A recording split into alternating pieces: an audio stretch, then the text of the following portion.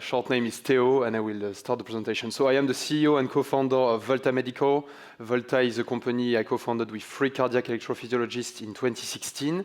I am myself a data scientist. I initially developed the first prototype of our current product. So Volta is a company developing and selling AI software solutions to guide cardiac electrophysiologists in the EP lab while they are ablating patients with cardiac arrhythmias. Our first product is focused on atrial fibrillation ablation. Atrial fibrillation, as you might know, is the most common cardiac arrhythmia in adults.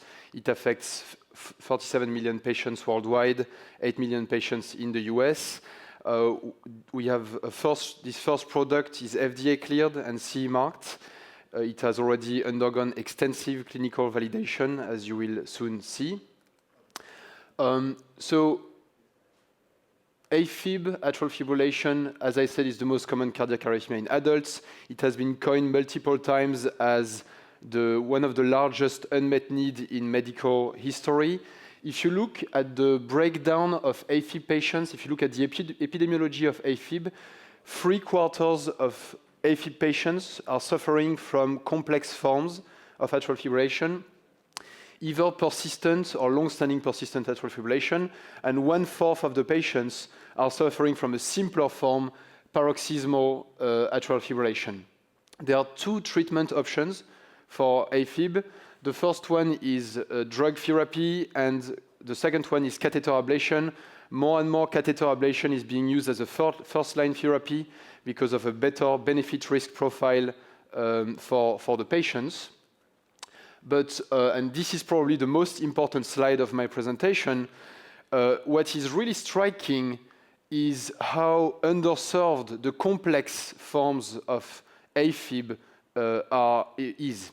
So if you look at the proportion of ablated patients that are suffering from a complex form of the disease, it's only 1/3 of the patients, when again, 3/4 actually of the patients are suffering from complex AFib. So complex atrial fibrillation is an underserved population. It's also an underpenetrated population in terms of the therapy. And obviously, this translates in a vast, untapped market of multiple billions of dollars. And the good news is we have a solution for these patients at Volta. So why is it underpenetrated? It is underserved because since the start of atrial fibrillation ablation 20 years ago, despite multiple clinical, academical, and industrial attempts to improve outcomes for this type of patients, long-term outcomes have stagnated at around 50 to 60% success rate 1 year after the ablation in these patients. And these are the numbers that you will see in most landmark trials in AFib ablation. And for instance here, STAR-AF2, which is the largest trial in persistent AFib ablation in history, which established the de facto standard of care for persistent AFib as PVI only with very poor success rates. So overall, no replicable effective strategy for patients with complex AFib or for patients where a pulmonary vein isolation has previously failed. We call these patients redo patients, redo procedures. So what you see here is our product, AF Explorer, in action. On the right-hand side, on the top, you see a mapping system with the left atrium of a patient, a 3D catheter, a mapping catheter being moved inside the heart. On the bottom, you see electrograms as being measured by the catheters inside the heart.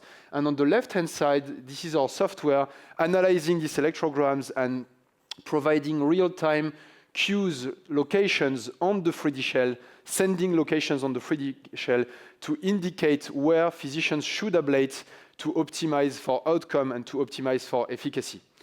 And this product, as I was mentioning, has already undergone very extensive clinical validation with multiple multicentric trials, the latest of which has been published in Nature Medicine 2 weeks ago. It's a large randomized controlled trial that we conducted in 26 centers in 5 countries, including the US, in 374 patients, and where we were able to demonstrate that a Volta-guided approach provides superior outcome compared to the standard of care, with an 18% difference in long-term success rate in freedom from atrial fibrillation. So this trial is a historic trial in the history of the disease. It's also a historic trial in the history of AI in interventional medicine, AI in guiding procedures.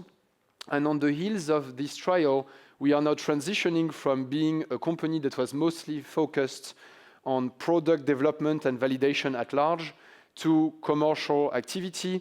We have started our commercial activity in May last year, and we are very proud of having with us now a list of prominent customers.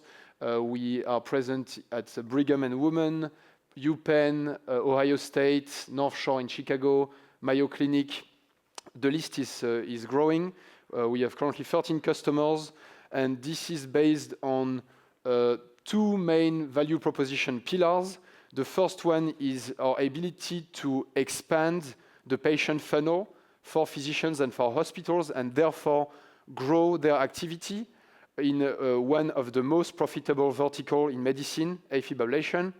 And the second one is to help physicians optimize their procedures, and particularly optimize their PFA procedures, because we are able to propose a targeted approach versus an anatomical approach that can sometimes be very extensive for patients. So in terms of expanding the patient funnel, we can help physicians have a new approach to bring their patients back to the lab, to bring their redo patients that have previously had a failed ablation, and we are also able to enable them to extend their ablation practice to patients with long-standing persistent AFib patients that are very often held back from ablation. In terms of the organization, our headquarters are in Marseille, France. We have a subsidiary in the US. We have raised 90 million euros to date, 90. With a Series A that was led by Gilde Healthcare, a Series B that was led by Vensana Capital with the participation of Lightstone Venture. And we have been able to assemble a binational US and French team with a strong R&D and commercial track record. So thank you for your attention.